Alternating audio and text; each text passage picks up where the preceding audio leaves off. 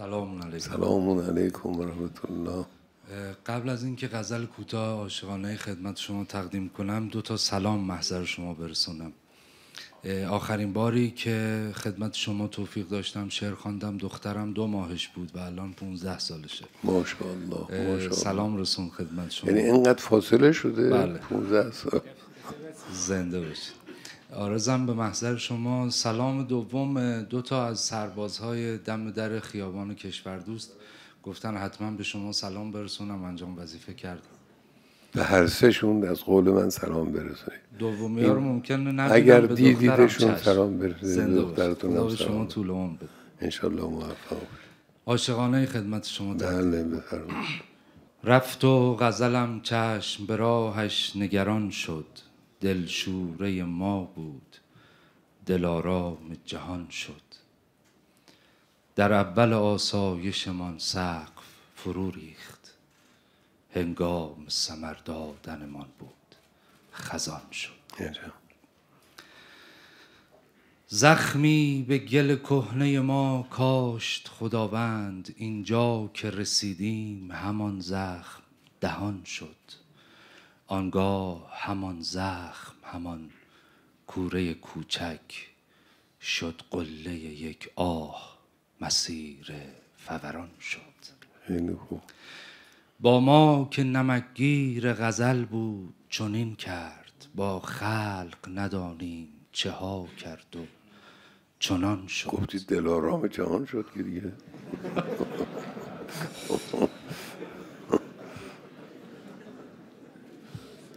با ما که نمکگیر غزل بود چنین کرد، با خلق ندانیم چه ها کرد و چنان شد. ما حسرت و چنان یا چسان؟ من چنان نوشته بودم، شما بالاخره چنان خیلی جواب نمیده. چسان البته قشنگ نیست اما بله معناش درست تره. حالا میل خود.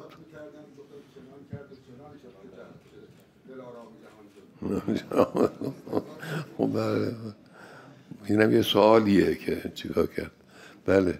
با ما که نمکگیر غزل بود چنین کرد، با خلق ندانیم چه ها کرد و چسان شد. ما حسرت و دلتنگی و تنهایی عشقیم، یعقوب پسر دید زلیخا که جوان شد. جان را به تمنای لبش بردم و نگرفت، گفتم بستان بوسه بده گفت گران شد. یک عمر به سودای لبش سوختم و آه، روزی که لب آورد ببوسم رمضان شد. با هر که نوشتیم چه ها کرد به ما، گفت مصداق همان وای به حال دگران شد. خیلی خوب خیلی خوب. اون گران شد رو در واقع گران شده گفتیم. گران شده. برقرار باشید. خیلی خوب. انشالله موفق باشید. زنده باشید.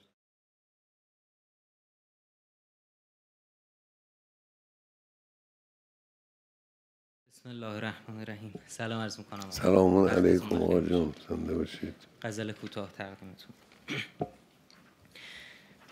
این جام دل ماست که بند است به مویی، ماییم و غم عشق چه سنگی چه سبویی. آفرین. ای کاش امیدی به خوشیهای جهان بود، ای سکه اقبال دریغا که درویی. خیلی خوب خیلی خوب. پنهان مکن ای دوست مگر عشق گناه است، پیداست تو هم خسته از این راز مگویی.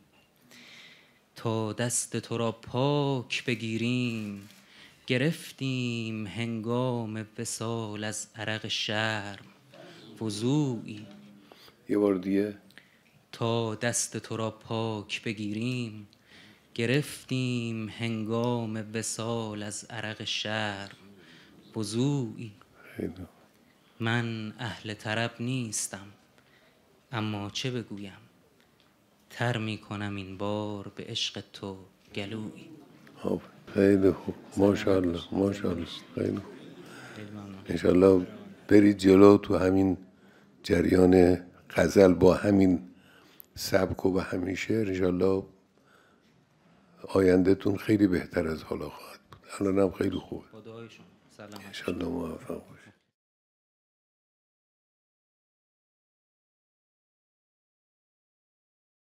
بسم الله الرحمن الرحیم. زنده باشه. ای پاره جسم و جان پیغمبر، ای هشتم سروران دین گستر، در شرح مکارمت سخن قاصر، در وصف معالیت زبان اقصر. خورشید به هر پگاه می افتد بر خاک رهت که تا بساید سر. زان پیش شفق کند همی گلگون، دامان افق چو لاله احمر. صحن حرمت چو باغ گل زیبا، مجموعه سنبل است و سوسنبر. بر سینه هر ستون درگاهت، از نقش معرق است صد زیور. هر نقش در آن نگاره مینو، هر سازه در آن عروس بی معجر.